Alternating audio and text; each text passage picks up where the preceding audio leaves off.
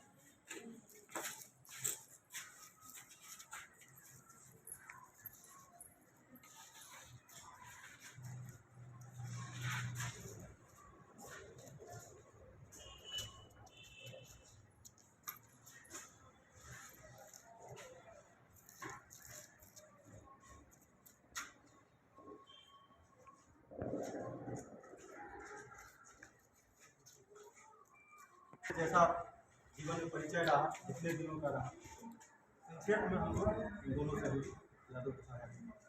कैसे हमारे मित्र रह चुके हैं। बचपन में हम लोग साथ पढ़े थे, अंतिम समय में भी हम उनके साथ थे। और प्रतिहस्त जी डीबी कॉलेज के प्रोफेसर थे, हम भी डीबी कॉलेज से पढ़े हुए हैं।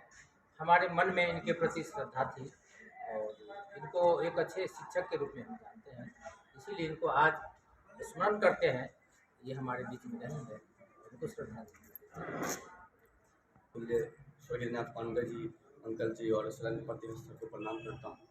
मैं डीबी कॉलेज का जब मैं छात्र था तो उस समय प्रतिहस्त सर का अंतिम समय था कॉलेज में कार्य का, और दीनानाथ पांडे जी का अंकल का छोटा पुत्र मेरा अच्छा मित्र रहा है। बचपन से लोग साथ पढ़े हैं और मैं भी पेशे से शिक्षक हूँ।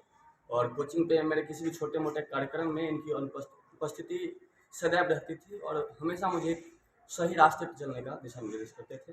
और इन्हीं यादों के साथ आज हम भगवान से प्रार्थना करते हैं कि भगवान इनको अपने चरणों में स्थान दें। स्वर्गीय दीनानाथ पांडे अंकल हम लोग के बीच में नहीं रहे हैं, लेकिन हम लोग का इनके बीच बचपन गुजरा हुआ है। और ये हमारे पापा के बहुत अच्छे मित्र थे और मेरे अंकल भी थे, और बहुत सारा हम लोग को प्यार अच्छे इंसान थे। और बहुत सारे जो क्या बोले हम आपको, लाइफ के बारे में सीखो, मतलब कैसे चलना है, क्या करना है, क्या पढ़ना है, मतलब अपने लाइफ को मतलब कैसे हम सुचारू से चलाएंगे, उसकी ज्ञान हमेशा हमको दिया करते थे।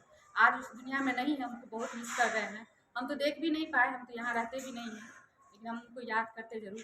कुछ बचपन की चीज़ें हैं जो भुला नहीं सकते हैं।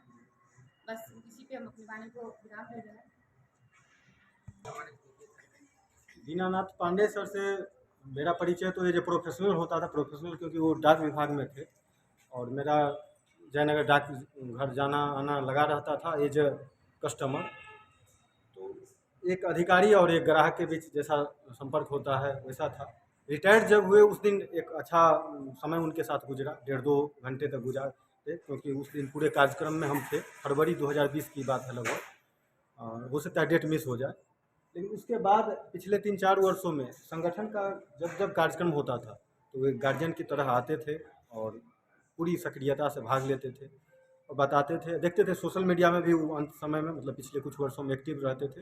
एक दूसरे का पोस्ट देखते थे, किसके जीवन में क्या चल रहा है, अपना भी विचार व्यक्त करते थे। तो लगता था एक जुड़ाव हो गया था। जो ही सुने तो लगा कि फिर अचानक कोई अपने बीच से साथ छोड़कर चले गए।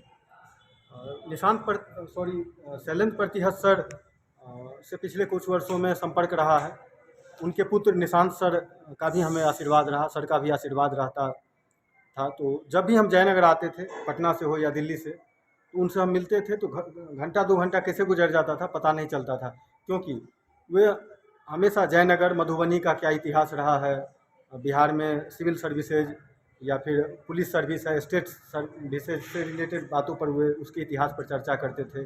क्योंकि उनके कई करीबी, उनके कई स्टूडेंट भी सिविल सेवा में बड़े बड़े ओहदे पर पहुँचे थे।